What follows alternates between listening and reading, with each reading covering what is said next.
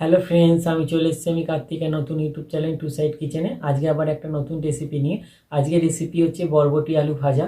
তো সেটা বানানোর জন্য কি কি উপকরণ লাগে দেখাবো। তার আগে একটা কথা বলে দিই, আমার চ্যানেলে যেসব ভিডিও ছাড়া আছে আপনাদের যদি ভালো লেগে থাকে অবশ্যই লাইক কমেন্ট শেয়ার করবেন ও বেশি বেশি করে শেয়ার করবেন। আপনি যদি আমার চ্যানেলে নতুন হয়ে থাকেন প্লিজ সাবস্ক্রাইব করে দেবেন ও নিচে বেল নোটিফিকেশানটা অলে করে দেবেন যাতে আমার ভিডিও আপনাদের কাছে আগে পৌঁছে যায়।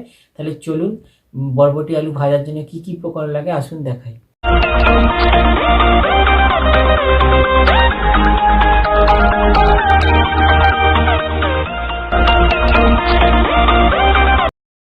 বরবটি আলু ভাজা রেসিপি বানানোর জন্য কি কি উপকরণ লাগে চলুন তাহলে দেখিয়ে দিই। এখানে আমি কিছুটা পরিমাণ মতো বরবটি কেটে ধুয়ে নিয়েছি। আর এখানে দুটো বড় সাইজ আলুকে এইভাবে লম্বা লম্বা করে কেটেছি।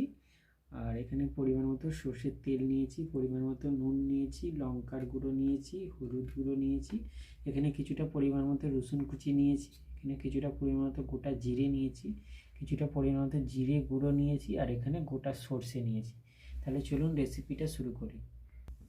গ্যাসটা জেলে কড়াটা বসিয়ে দিয়েছি। কড়াটার মধ্যে আমি সর্ষের তেল দিয়ে দেবো, গোটা জিরেটা দিয়ে দেবো, জিরেটা দিয়ে দিয়েছি। এবার আমি তেলের উপর গোটা সর্ষেটা দিয়ে দেবো।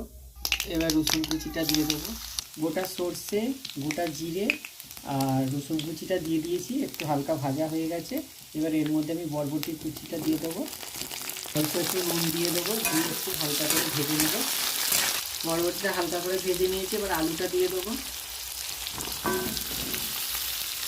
দিয়ে আলুটা একটু হালকা করে ভাজবো।